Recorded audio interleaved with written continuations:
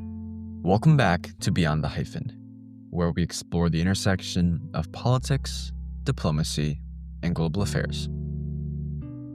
In this episode, we'll be taking a step into the realm of international affairs, the world of US-China relations. Today, I have the great pleasure of sitting down with Mr. Sourabh Gupta. He is a seasoned scholar specializing in Asia-Pacific international relations. He has written commentary for Ambassador Kishore Mahbubani of Singapore, has been featured in the South China Morning Post, and continues to analyze US-China relations with a keen sensitivity as the resident senior fellow at the Institute for China-American Studies. Listen attentively as we dive into the several facets of the US-China story with Mr. Gupta. Mr. Gupta, thank you so much again for joining us this evening. You're most welcome, Mark. Happy to be on the podcast. So to start off, could you share a little bit about your journey, your start as an academic, what first drew you to focus on Asia-Pacific affairs and specifically the US-China dynamic? Let me frame it this way. I was always interested in international relations.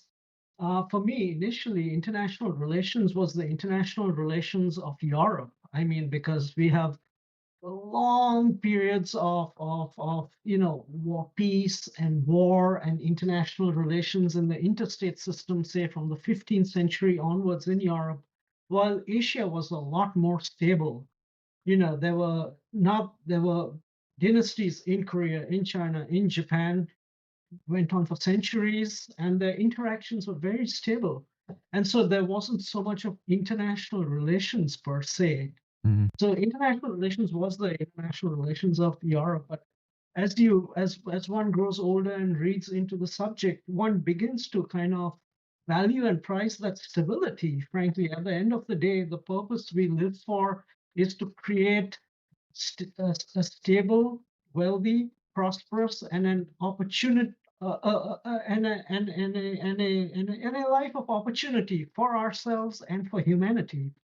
And in many ways, Asia was able to do that before the onset of colonialism and things went south out there. But anyway, coming back to the main topic, international relations was always my area of interest. I was good in history, I was good in geography, good in English. When I got to economics, I had the logic of economics, not the math of economics. I was okay in math, but the logic of economics came through. So, I mean, all those things kind of came together in the area of international relations. And I decided this is where I'm going to be. It was obviously a little bit of a challenging field because growing up back in India, this is not really a profession. It is, you know, if you grew up in the capital city, it's very political and you have the diplomatic corps. And so, yes, you do international relations, but how do you do it in an academic context? How do you do it in a professional context? That wasn't as easy. But in any case, the idea was to get into international relations and then do it in a way which was kind of more practical and pragmatic. So not going straight too much into theory. Of course, you study theory, but not too much diving too deep into theory and just into abstract history. History is very important, but also it's not something that you can parlay use on a day-to-day basis. So that's why where I began with international relations was to make it look at it from a more functionally useful space. And so I focus more on things like trade, economics, Asia Pacific regionalism, and of course the major relationships at that time, which was growing up was at that time US Japan. But then as China rose in such a major way, I think obviously China became not just very important to follow, but I think China is in many ways is the pillar on which much of the Asian system was built. And of course, it's not just going to be China on the basis of which the new system will be built, but China will be the one of the integral drivers of that system. And so that's where the whole focus of US, China, and international relations came through. Yes, absolutely. China is has been growing as a big player in the East and is looking economically to expand outside of its region. If we look at where things stand right now in the status quo, we can see that hostility is a word that we often hear in politics, in global affairs, to describe the US China relationship for however many years starting. But from your vantage point, Mr. Gupta, is that still the most accurate and holistic frame? How would you characterize the current relationship between Washington and Beijing? I wouldn't frame. I get your point where how the relationship is seen, and there's obviously an adversarial context within in which the relationship is framed. But where I would come down to, and I'll admit from the get-go that I fall in a minority in terms of how I see, in how I envision and see this relationship, is that the United States and China, particularly after 1970, had a relationship of at least engagement. They still were wary of each other. China was small, weak in a way, and the U.S. was powerful. But they realized that they were both the China for the U.S. The China was an important player in Asia. The US, fortunately, has a very long history since its own birth of interaction with China, which really, really helps because it helps keep that ground that relationship not just at the heads of state and at the diplomatic level, but really genuinely at the people to people level. American missionaries who went to China 150 years ago with no they had religious schools, but they weren't see did not see themselves as being political players in any way. And they created and established very, very deep ties separate from politics, which went much beyond religion and had great impacts on society. And so I think that really did help in trying to creating understanding and awareness of China in the United States.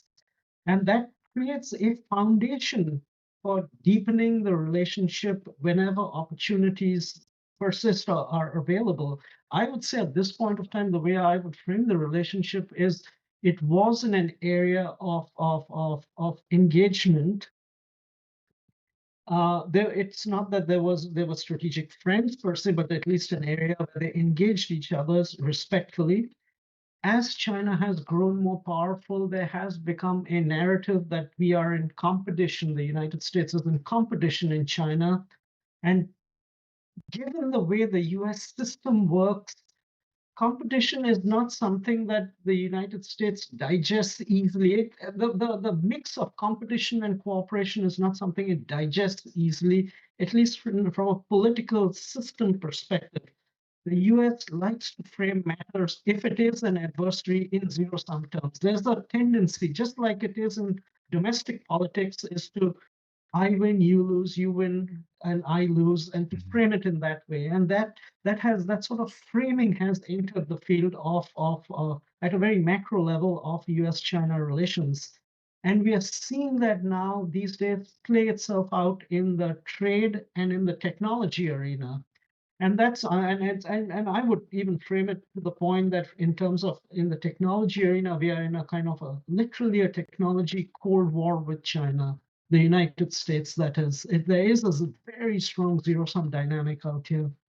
But if one takes a step behind, a technology Cold War does not constitute an overall Cold War. What we can say that the old normal in US-China relations, which had a degree of engagement, has begun to fall apart.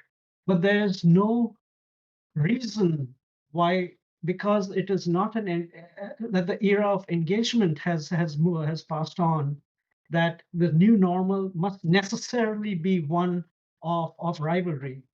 It can be a mix of competition and cooperation, more competition than cooperation, deep Cold War type competition in the area of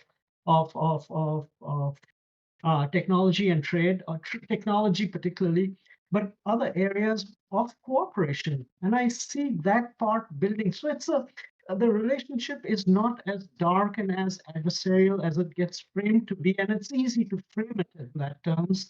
I think that that's where it could go, say, in a decade or two, 2 decades later. Might go, might not go. We hope it does not go.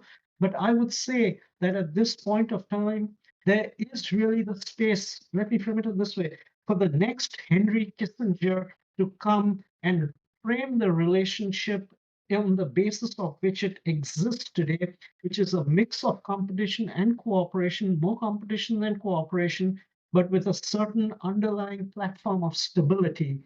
Because the two countries then willy-nilly will find that their areas of engagement are so important for their bilateral relationship and the region and the world that they must work together, even as they compete in particular areas like technology.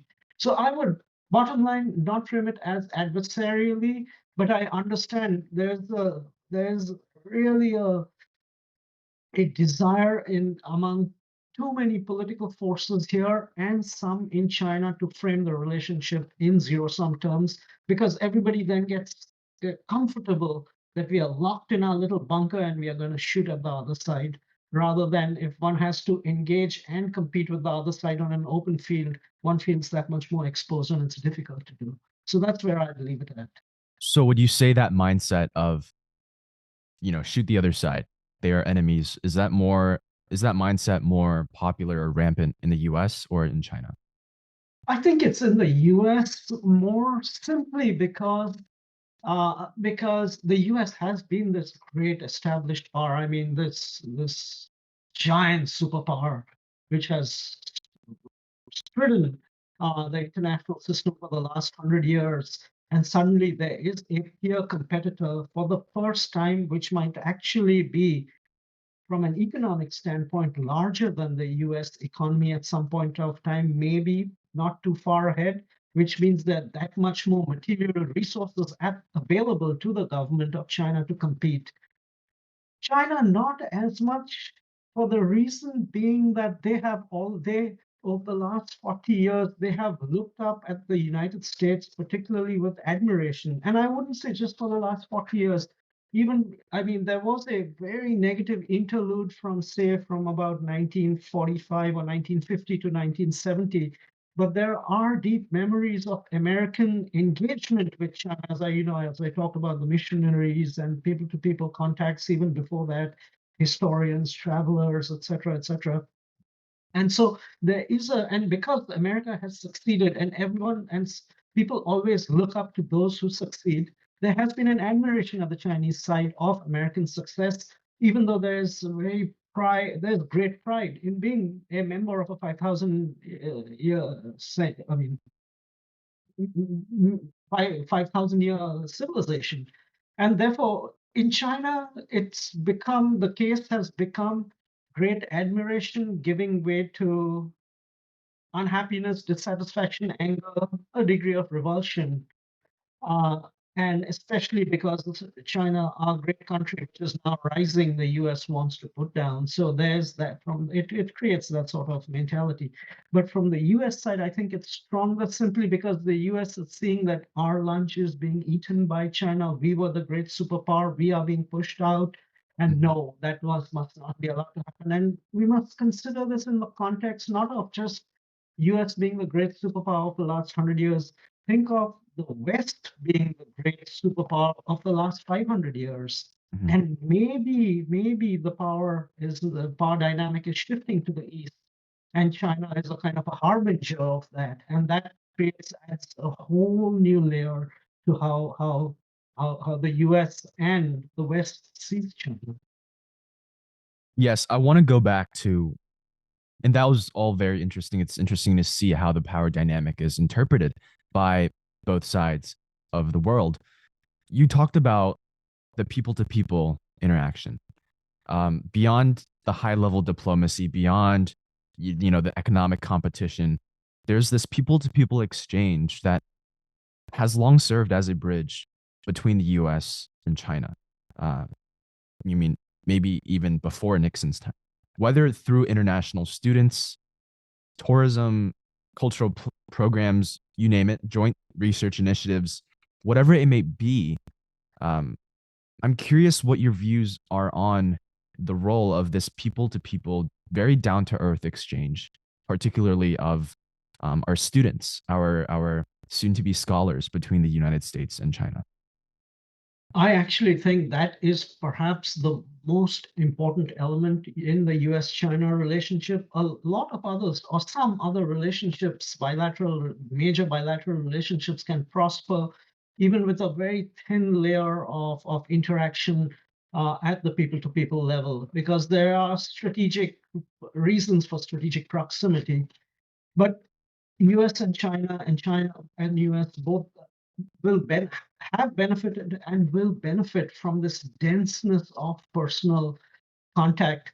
Um, as I said, a little while ago, part of the admiration about of the United States was about not just missionaries, but Chinese U.S. academics who came to China and have written the best academic literature on China. I mean, a lot of what is taught in the universities in China is written by top-notch American academics who did it with, of course, passion, but there was a softness in their heart to understand that society and to communicate it back to Americans. They felt, and that is where the admiration came through from the Chinese end of why do the Americans want to know us this well and can tell our stories so well, which we couldn't ourselves tell, which we feel in our heart, but we cannot tell. And I think that has been such an important bridge in terms of mutual understanding between the two sides. This doesn't just work only for China. You can see the same degree of closeness that the Japanese people feel because of some of the best academic literature written by American specialists on Japan who've been out there, loved that culture, and then educated America on Japan. And that creates a very, very strong bond. And it creates, of course, for students, an incredible foundation on which to base one's own understanding of that society. Mhm. Of course, it does benefit if you happen to come from that society and say you're a Chinese student and you become pretty Americanized because you saw China, you saw a lot of America sitting in China, or at least there was a certain view of America which kind of which you imbibed. While at the American end, maybe there isn't that much contact with China, but only and so there was that need for greater knowledge and understanding. And I think that knowledge base is phenomenal. I say that in the context of the way China has been explored intellectually and socially and culturally has no comparison with, say, the way India has been explored and understood culturally, politically, strategically, historically by Western historians. There are good Western historians, but the depth of how much they went down into the Indian culture is much, much more shallower. And you can see that in India, Indians speak English and they can easily relate to the Americans. And yet the gap between America and India is still very large because that denseness of people to people ties just does not exist. China is fortunate and America is fortunate to have that denseness. And I think that is the most important stabilizing factor at the end of the day in their political relationship. Now, we've seen how this is the situation with Russia too. You know, during the Cold War, there were those, of course, those Soviet specialists who had studied Russia, knew Russia inside out, but there wasn't that sort of people-to-people contact with Russia. Yeah. And so it was very easy to frame and characterize who the Russians were and were not. Mhm. While with regard to China, you can try to frame China in particular ways, and there's obviously it's easy to do so at times given the political narrative, but it's also not that difficult to provide a corrective to that, given on how and what China really is. Mhm. And therefore, I think it is these this sort of fundamental, I don't know what the exact word would be, but there's a softness in the heart in both sides in understanding and being wanting to be close.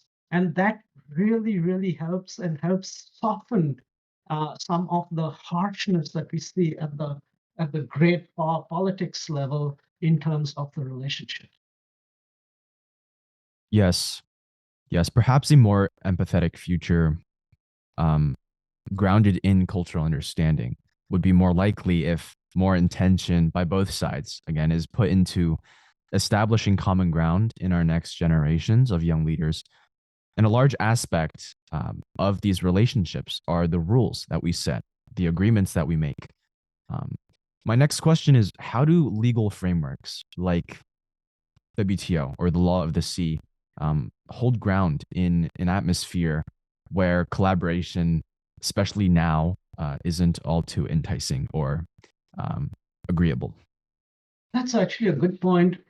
Here's where these multilateral frameworks become very useful.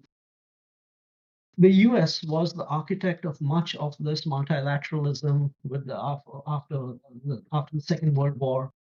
And obviously, a lot of the countries bought in, not all, most, if not every country bought in with a few exceptions. And that multilateralism has been not a it has been a necessary condition, but not a sufficient condition for the success of some of the countries, the South Koreas of the world, and generally the Asia Pacific has been more or less a success. It's not just purely because of multilateralism. Of course, the US played a very important role, which we can get to, but multilateralism was an essential part of their successes. And what it has done is that multilateralism has created its own adherents and proponents who want to champion its success.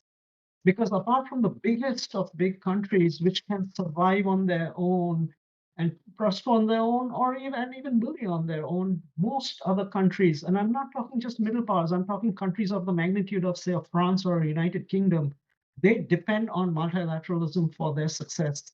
And what this means is if the biggest guys want to walk out of multilateralism, they are welcome to do so, but they will realize that over a given period of time, that this will come back to hurt them, and they themselves will see the wisdom of coming back within multilateral constructs. I'm talking at a slightly abstract level, but as we see, even today, the U.S. is playing a power politics game in the area of international trade, but none of the other countries, or most of the other countries, are actually deepening their trade relationships. And in areas where multilateralism is failing up to a point, say, for example, at the WTO, the US has kind of scuppered what is called their dispute settlement body's appellate process. So they can't get third party adjudication done. I think 50 or 60 main other trading countries have gone ahead and created an alternative mechanism called a multi-party interim arbitration or arbitral arrangement or something on those lines to arbitrate their trade disputes. So multilateralism has created its own proponents who are votaries for its success. And at the end of the day, these legal frameworks are important and are useful to bind other countries down. And up to a point, also China has seen it valuable to be bound down by these constructs, because then it is seen to be more as a responsible stakeholder in the system. Mhm. And it has helped also deepen its own domestic structural reform initiatives by saying we need to bind to these arrangements because other countries value it, and this is at the end of the day good for ourselves in terms of engendering our own prosperity, not just adhering to rules, Yes. but engendering our own prosperity. So it's that incentive structure which multilateralism has created, which for the most part has I think is very valuable. Hmm. I want to take what you just said into context, but move a little bit and talk a little bit more about trade systems, um, especially the role that the World Trade Organization still plays. The WTO has, like you said, become somewhat paralyzed in recent years, I'm curious, Mr. Gupta, what you make of the future of global trade rules in the context um, of major power competition, like between the US and China, or whether regionalism, like the Comprehensive and Progressive Agreement for Trans Pacific Partnership or the Regional Comprehensive Economic Partnership, which type of approach will be more likely to see effective compliance and working together? It's a good point. In theory, there's nothing comparable to multilateralism. If the WTO works like seamlessly as a well-oiled machine, that is the best option. It was always a little challenge for the WTO to really succeed. It would and prosper simply because the WTO is runs on a very broad consensus rule. It's 160 parties, 160 plus parties, but it's literally one or two parties can hold up a consensus. And especially if you're a major player, and when I say major player, it doesn't necessarily mean the United States. I'm talking India can hold up a consensus out there. And India is a kind of a modest sized trading player in the international system, but they can hold up the consensus. The question is not about though about regionalism being an alternative to multilateralism. Should be about regionalism being a building block towards multilateralism. So if multilateralism isn't functioning, regionalism is the next best option. But regionalism should be based on those principles of multilateralism. And this is where the Asia Pacific has really provided great intellectual insight. And because what the regionalism that happens in Asia is called open regionalism.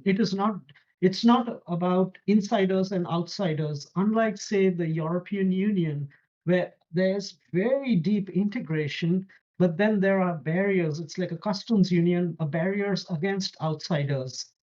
The integration that happens in the Asia Pacific is meant for Asia Pacific countries, but is also open for outsiders to benefit from.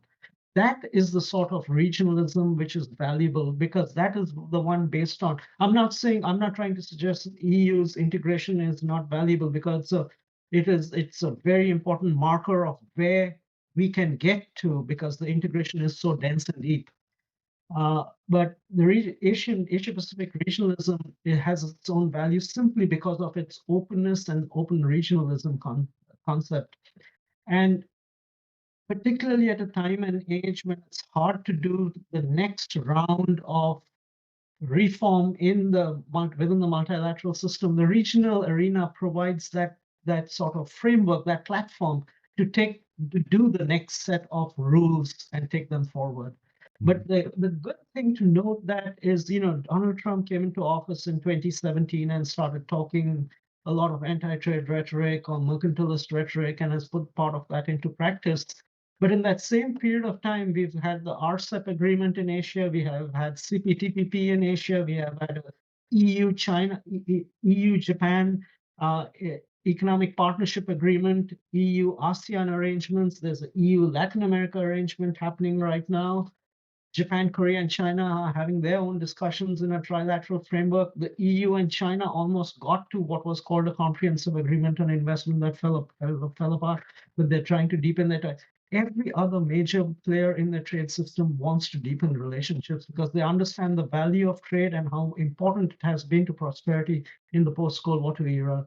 And so that itself is, I think, provides a certain bulwark to where the US is. Let me just say one final point, and it's a little bit disheartening as to where the US is going right now, because this is not the first time the US has gone into deep protectionist mode. It did so in the 1930s, but it came out of that protectionist mode, and in fact, was the one which recreated new trading arrangements. It was called the tripartite arrangement with France and a third party in the 1930s. Think again in the 1970s when the Bretton Woods arrangement started to break down and so there was a kind of an upswell in terms of protectionism. Nixon put 10% tariffs across the board. But once he did that, among the next things he did was initiate the Tokyo round of multilateral negotiations. Hmm. So again, so third, let's come to say Reagan and what was at that time the Plaza Accord. He was saying the Japanese need to revalue the yen because they have such a huge deficit, surplus with the US, and the Plaza Agreement of the mid 1980s was geared towards that. But the very next day after the Plaza Agreement was signed, the US went and started the Uruguay round of trade negotiations. So the US has been protectionist, but then has used it as a lever for further opening thereafter. My fear this time with Donald Trump is that he wants to devalue the dollar. He wants to be mercantilist. He wants tariffs up. And I don't see any window or any eventuality where he actually says, okay, 3 years down the line, I would say, let's have trade liberalization. Hmm. And without the kind of the engine, that one of the drivers of trade liberalization in the international system, that engine turned off. I mean, the aeroplane is going to have a little difficult time flying. There's no question about it. Yes, the Trump administration is doing something. Um, it's following through on what Donald Trump had said about his plans. Like he talked about the heavy tariffs on the partnering countries, even allies. You've done a lot of work and analyses on maritime disputes. We talked about the law of the sea earlier. What are your views on the current legal and strategic statuses of the players involved in the South China Sea, and what are its implications on the future of the US-China relationship? That's interesting. And actually, I was just authoring a maritime law paper just before you were speaking. I was writing down doing the paper. Before I get to that South China Sea question, what I would say is compared, we talk of the law of sea and we talk of the WTO. And just to give a sense of how much more how much further the WTO was at, is that the WTO has like the law of the sea, has a third-party dispute settlement process. But the WTO's process is a two-stage process. It's a panel process, and then there's an appellate process. So it kind of gets it's like you really have to win your argument, and there it comes, and so the judgments are more balanced. The danger with the law of the sea is that it's a single process. I mean, there is no appellate body process. It's 5 arbitrators or 15 arbitrators. They come in the room and they hear the case. Their word is the final word on that. And considering that these are matters of sovereignty, which really touch upon nationhood and on and can arouse people's passions, you would think that on law of the sea disputes that the arbitrators would be a little bit more circumspect in how they approach their matter, because what they say ultimately is not appealable. But that has been, in fact, unfortunately, the case otherwise. They see suddenly that we have so much power and we will just fling a legal opinion and that will be law and international law, and folks, states just have to suck it up. And that has not helped in the longer run of things, because at least for big countries, they see that international arbitrators want, understandably, want to champion the case of smaller countries and kind of equalize the balance, the power imbalance, and they do so through legal judgments. And they see that these governments are all not necessarily as fair as they should be, and so they enter the process itself knowing that they might be victimized up to a point. The other point I'd like to say is that with regard to the WTO's language, treaty language is much tighter. And so there's not that much left open for interpretation. And it also has a facility where the General Council, which is the meeting of the states of the WTO parties, can actually, by a 3/4 majority, authoritatively interpret particular clauses in the WTO's treaty text. While the law of the sea, which is a much more looser uh, text, because it was essentially about political compromises which led to the creation of the law of the sea text. There's no capacity for the state parties to authoritatively interpret particular terms. So there are a lot of compromise terms thrown in out there which are kind of vague, and then judges jump into the process and interpret it. And I wish that state parties took had greater agency and took the initiative in kind of formulating consensus, the political consensus on those issues. Anyway, coming to the South China Sea, the fact of the matter is that much of what I just said right now of arbitrators taking their own initiative to kind of leap forward with and introduce their own views, it was there in the case with regard to the South China Sea arbitration, which China lost and lost in a big way. But the fact of the matter is that it is international law, however, it's not well made, but it is international law, it is binding, and it is the responsibility of China to find a way to come as close to adhering to that law as much as possible. And I have to say, the Chinese have not done as well a job as they could have and should have. I have been particularly taken aback, surprised a little bit as to why the Chinese side have been so resistant and have kind of played such a hard line at times with their neighboring claimant states in the South China Sea. You know, the South China Sea has these many little tiny features. No major superpower is going to go to war over insular features, over a feature where 10 people can barely stand on. I mean, we can have those little skirmishes here and there, but nobody is like, is it really worth making that a touchstone of your own national identity? And I think the Chinese have not addressed that well enough. They could have been a little bit more generous in terms of how they interpreted the law with regard to their neighbors on the South China Sea, and they would have seen they could have had much better relations, maritime relations, with many of the states in the South China Sea. And this would have helped China also because, China's adherence to international law is pretty good among the big powers. It's pretty good, not the best, but pretty good.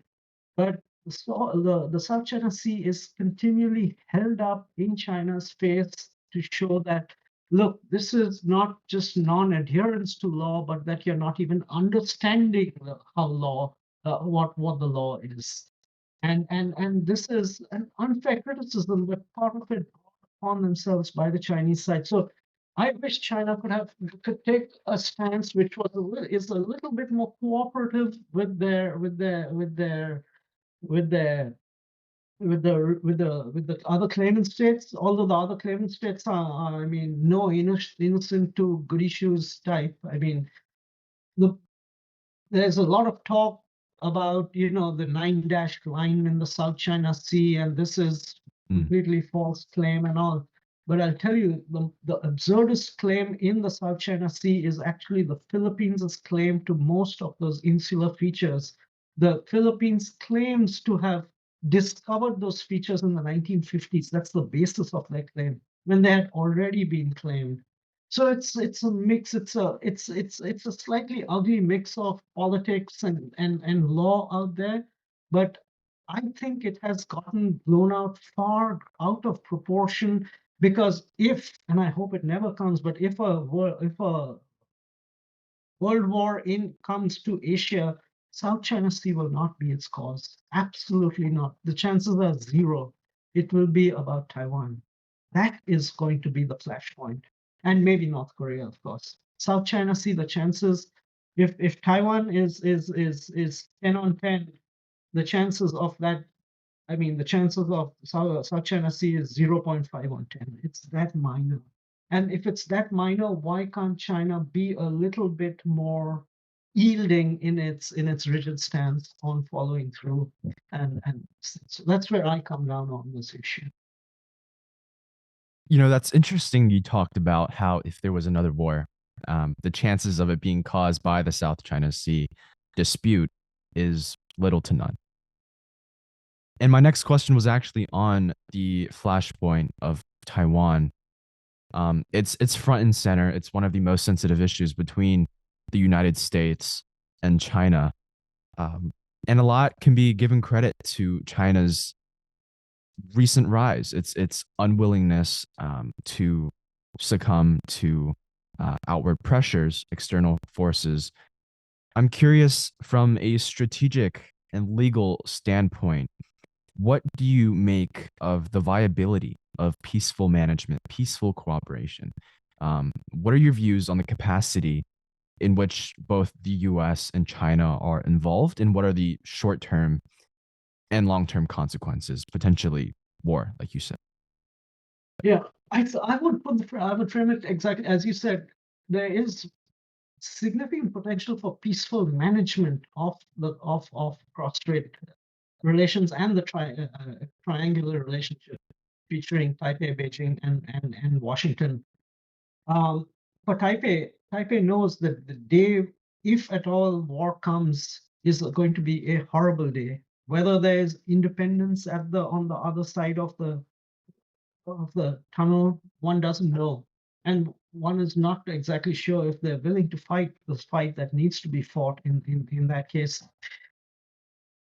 The US and where I, you know, China has had a very straightforward uh, rendition of what its policy position on Taiwan is, because it's a very straightforward one and it's a very legitimate. Well, the US has, I wouldn't say equivocated, but its own policy position has multiple sub policy positions Mhm. because it has shifted.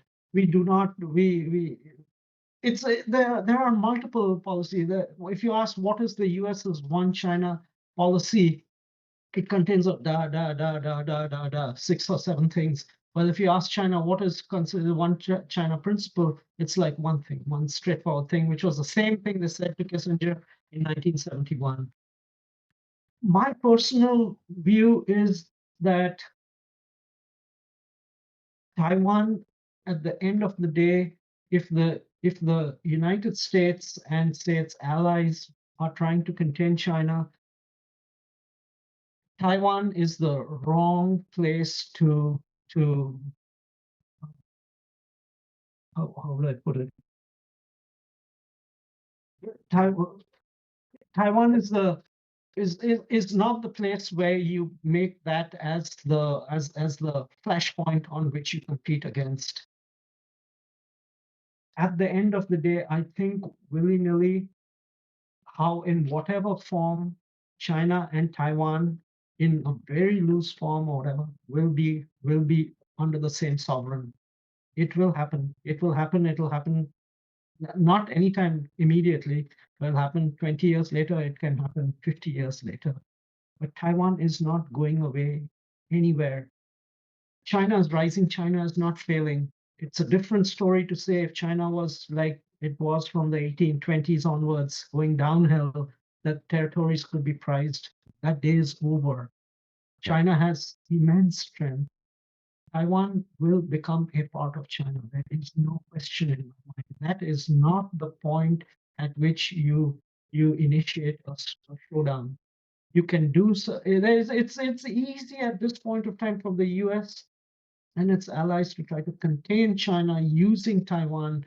But when China becomes big, but when you try to use it to contain China, you make a certain commitment to the defense, an implicit commitment to the defense of Taiwan.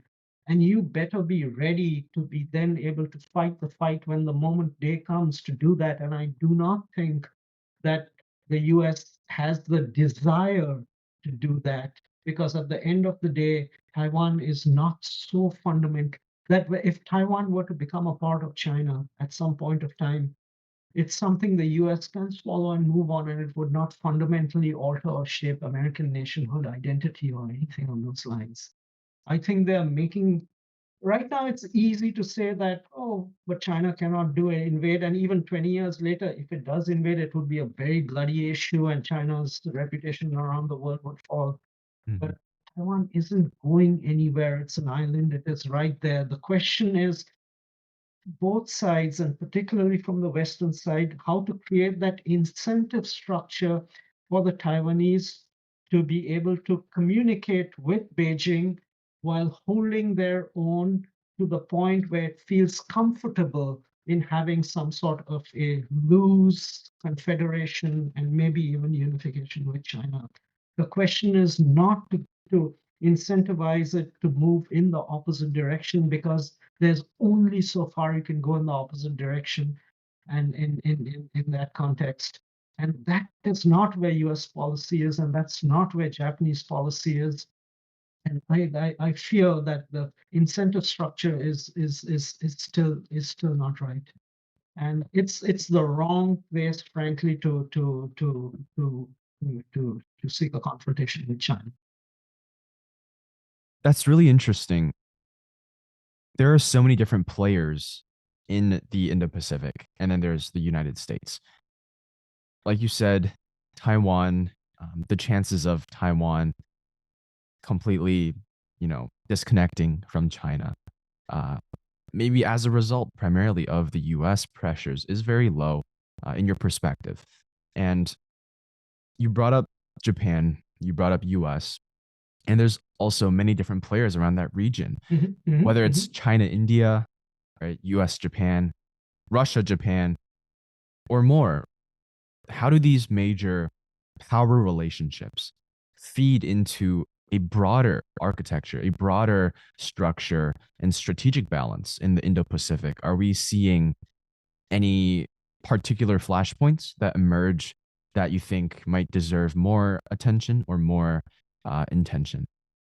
I think exactly, it's a great point you raise, where the attention should be focused. And I think that's what I'm going to say is where the dynamic is shifting.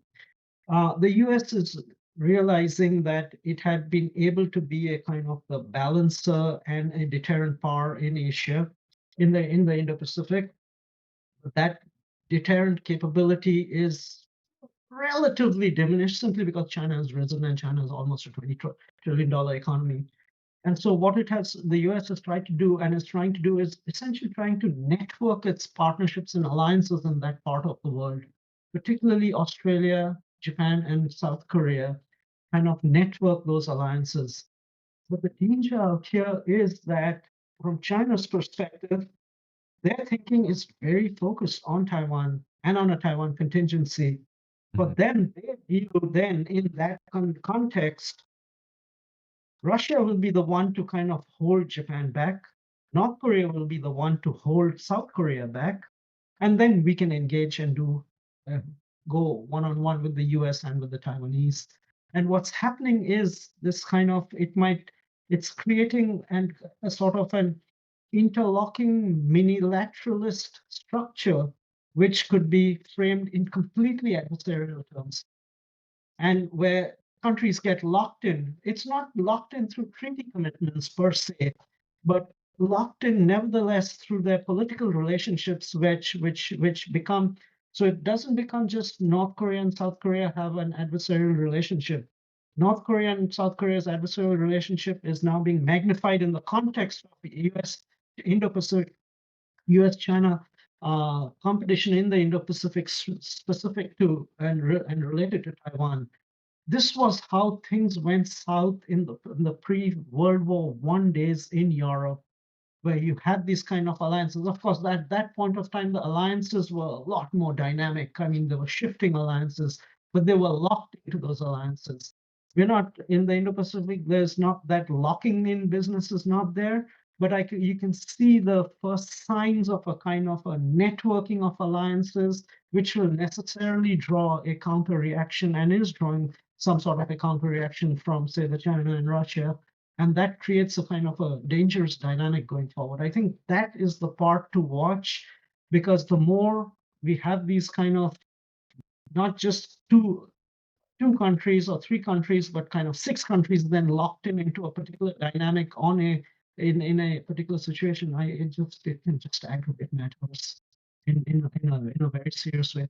But let me come back to one more point, which I said about Taiwan, and I think it's useful again to go back into history and understand. And this will be a certain something I would recommend to the American side. It's not necessarily very cautionary, but it's a question to ask as to how did what we're talking in the imperial times when China was weak.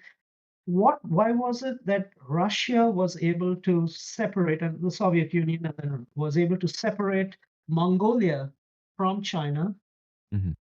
But why was it that the British were not capable of separating Tibet from China? Both of them, the Brits made as much of an effort, or at least had as much as a desire to. Mhm. And while Russia actually succeeded in stripping Mongolia out from China and making it an independent state. And then the question to the Americans is, so are we closer to where the British were in failing to prize Tibet and make it independent? Or are we, the Americans, closer to being like Russia, being able to grandfather uh, to birth an independent Taiwan?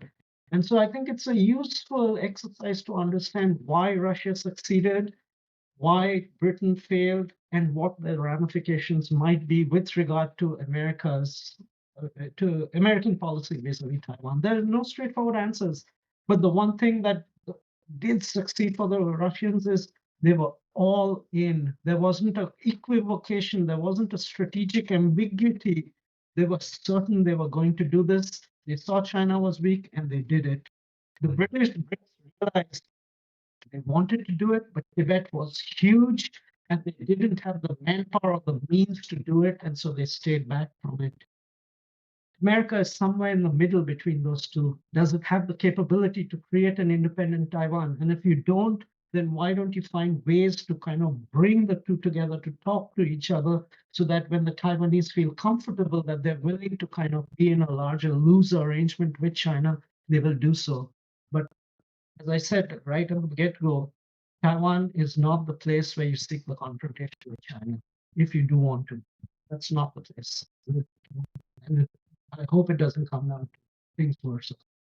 Yes, and about that China Taiwan conflict, it also depends on the mindset of China on what their goal is with Taiwan, right?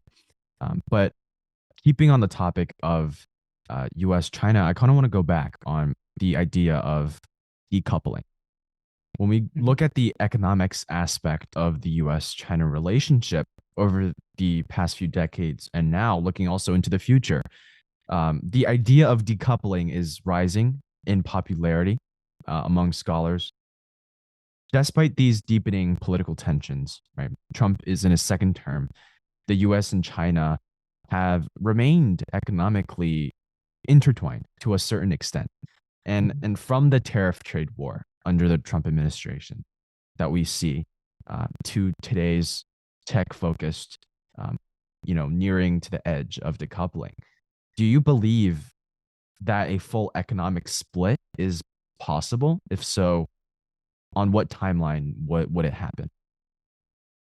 No, I don't think it is possible. And I think even the Trump folks are realizing that a full decoupling is not even wise because they understand how important China is, not just in terms of the toys and the consumer goods and all, but how important China is in terms of supply of many intermediate products, which are then used by small businesses in the US.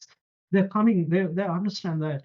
And therefore, where the Trump administration is going, and I think it's useful to gauge on the basis of the Trump administration, because Trump is the in terms of U.S.-China trade relations the uber decoupler.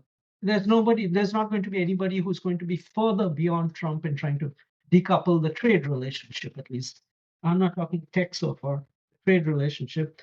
But I think where the U.S. side itself is stepping back is that for what their priorities are, um, as much of balanced trade as possible. It's I think a 200 to almost $300 billion deficit. So they want to cut that deficit down as much as possible. For Trump, it's always in his head, balanced trade only. If you want to serve the American consumer, you produce in America using American labor, not export it into America. So that's how his mind works. So the administration's goals are to, as much as possible, rebalance trade, which means America selling a lot into China, and that will create that degree of intertwining, of course. And the other thing is to ensure that at least industrially salient sectors are not dependent on China, and that as much of that can be reshored back. Now, the interesting point here is that this same idea also animated the Biden administration. But for the Biden administration, it didn't mean it necessarily all had to be reshored. It could be French-shored and near-shored. It could go to Vietnam. It could go to Mexico. And so the US would not be that dependent only on China. In addition, for Biden, the areas for decoupling were primarily, it's like computing goods, biopharma, clean energy. Those were the critical sectors. But for Trump, his idea is like much wider. He wants critical means steel, cement, pharmaceuticals, autos, 4 or 5 other things. So it's a much wider range, which he wants to take away from China and reshore. Mhm. So yes, that means a lot more decoupling. But that, as I said, also means that even this administration, the Uber decoupling administration, realizes the limits of decoupling, and that at some level, it cannot be done fully, and it's not even helpful.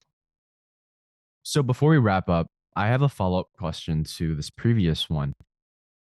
As unlikely as a complete decouple may be, um, with Trump, with President Xi, we can see an increase, right? At least a increase in the independence or the willingness, the desire to be independent economically, whether it's trade or tech.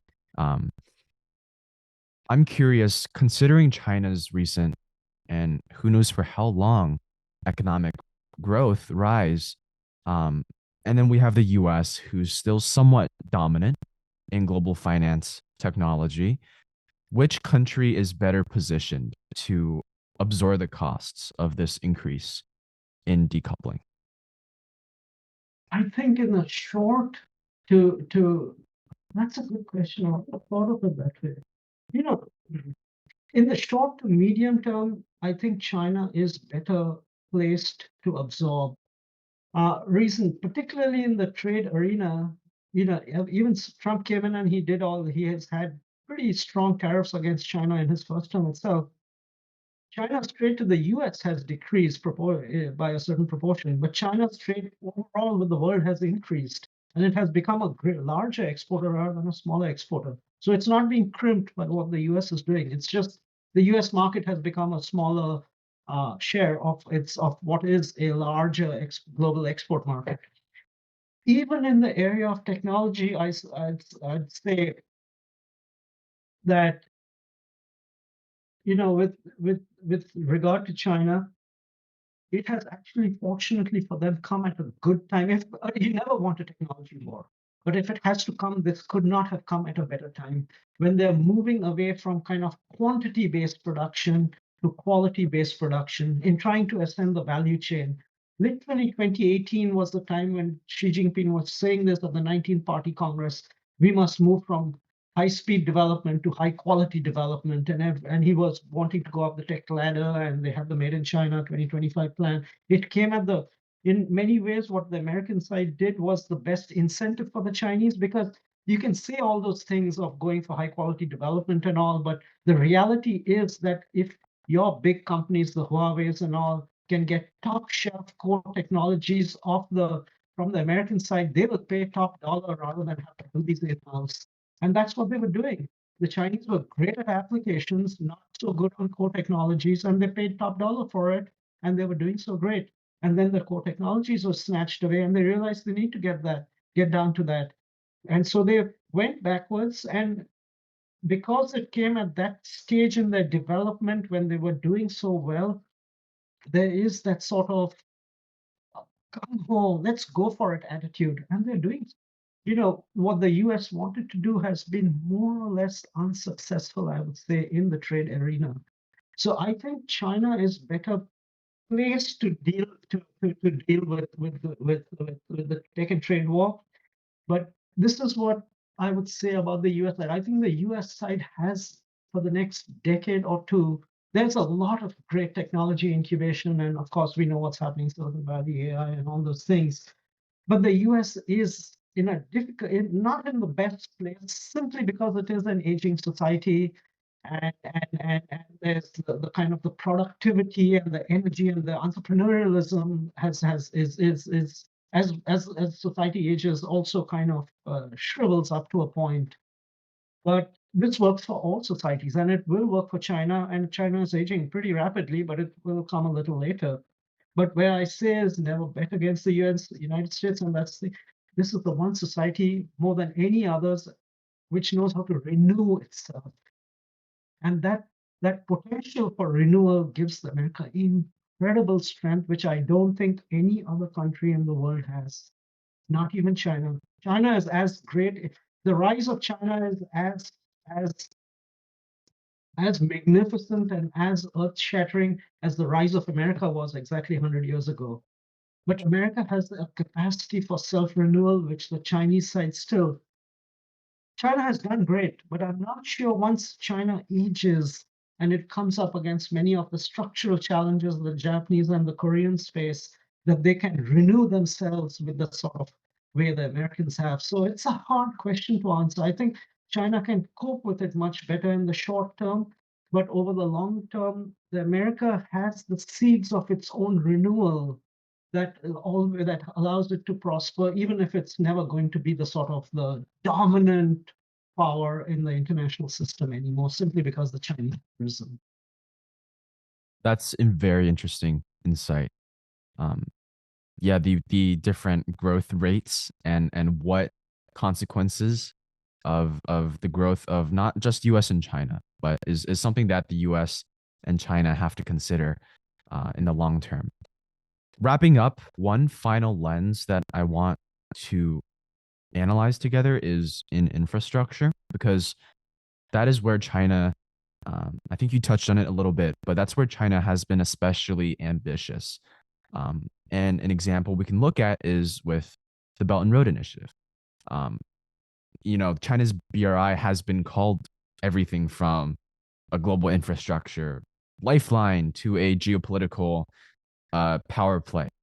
In your personalized view, what is the true strategic vision behind BRI, and looking into the future, how has that vision evolved in the past decade or so since President Xi declared it in 2013? That's interesting. This, for me, this is not a very complicated arena from a policy standpoint, because the way I look at it as to what China has done in BRI is very much what President Xi wanted to do. And so, a lot of motivations have been ascribed to BRI, good and bad, more bad than good. But I think this is his brainchild. And for him, if one reads his speeches, his early speeches when he just became the president and the general secretary, he was the developmentalist. For him, the main goal in many respects in politics is just like is for China is to become national modernization. For him, development was the be it and end all of everything in a way. So he looked at it purely through a development lens, that BRI would be this foundation for development, just as China had benefited from world-class infrastructure, even as a developing country. The BRI could go out and help replicate that sort of foundation for the development of developing societies and other countries also, not just purely developing countries. And so I don't spend too much time parsing on what the other motivations might or might not have been, because I think this was fundamentally the motivation, overwhelmingly, in terms of where the Chinese came from on this. The question was, so yes, okay, even if that motivation was pure, how was its rollout and implementation? And there are obvious areas where one can poke and find that implementation was good and also not so good, and then one ascribes all those motivations from that point on. But I think the Chinese side has learned from this. One of the things is that they always knew it. Development is not easily done. It's very hard doing infrastructure development. Otherwise, the market would have done it. It's not easily done. These are projects of long gestation periods, and you need to take risk, and you need patient capital, and markets can't do that. And so it's a bet that China took, and a smart bet. But even for with regard to China, I would say maybe there has been for its level of development, its level of prosperity, maybe there's too much infrastructure. You know, a lot of local governments have infrastructure related debt. There may be too many bridges it built at home itself rather than those certain white elephant projects abroad. I think fundamentally BRI has been an incredible motor for development. The proposition the Chinese were said to developing countries was, we will come with capital, we will come with expertise, and we have proven results in this regard. And you frame the governance parameters within which DRI is done, because it's not our job to frame your governance parameters, because we don't intervene, we are not interventionists in that. And so BRI succeeded in places and fell in places depending on how well the host country's infrastructure and host country's governance systems were. But overall, I thought it was a really far-sighted plan. It was pure. There were not ulterior motivations. It was very development-oriented. And I think from that standpoint, the Chinese themselves have learned that, you know, the way we go about implementing this has to shift, and they have shifted. They're trying to make projects uh, greener. They're trying to do project assessment periods when they assess whether the viability of a project, not over a longer period, but over a shorter period. So they themselves, you know, this is the way the Japanese stumbled initially when they did development overseas with their ODA. And for the World Bank also, it's been a learning process. And for China also, it's been a learning process. And I think it's a good thing. They're learning it, and they're trying to put the what they're learning from that process into practice. And it's important to note. People say, "Oh, this is kind of a debt trap," but you know, a lot of, as I said, there's excess infrastructure in China also, and there's created debt issues. Did they try to do a debt trap to themselves also? No. Infrastructure is just hard to do. And sometimes one goes overboard on it, and it creates certain situations. But I think the motivations were poor, and for the most part, it has succeeded, because even those who kind of badmouth it, don't have an alternative to it. They don't have anything to show to compete against it. It's not easily done, because infrastructure requires money, and it requires money over long periods of time. And you just can't talk and win this game. You actually, if you need to compete, you need to compete with your head down, with a lot of money and commitment, which the Chinese have done. They resourced it. And so I think I would say, if you give marks to the beer, I would say I'd give it about 7 out of 10. Could have been higher, but it's certainly above average in terms of as a product. Yes, if we look at this initiative, China for sure has been responsible in being very development oriented, like you said. And it's really interesting how you analyze it in that way. Many people think, like you said, that there's ulterior motivations.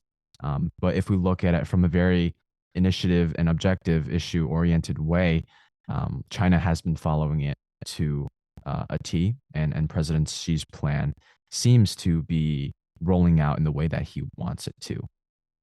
Mr. Gupta, thank you so much for joining us and sharing your insights with us today. It's been so great to inherit your insights on the US China relationship, arguably the most important relationship to be monitored in the 21st century and analyzed in our world today. We're so grateful that you took the time to be a part of this conversation, and we extremely look forward to following your continued work.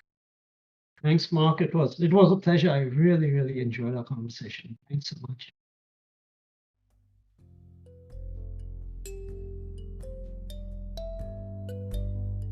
And that wraps up today's episode of Beyond the Hyphen.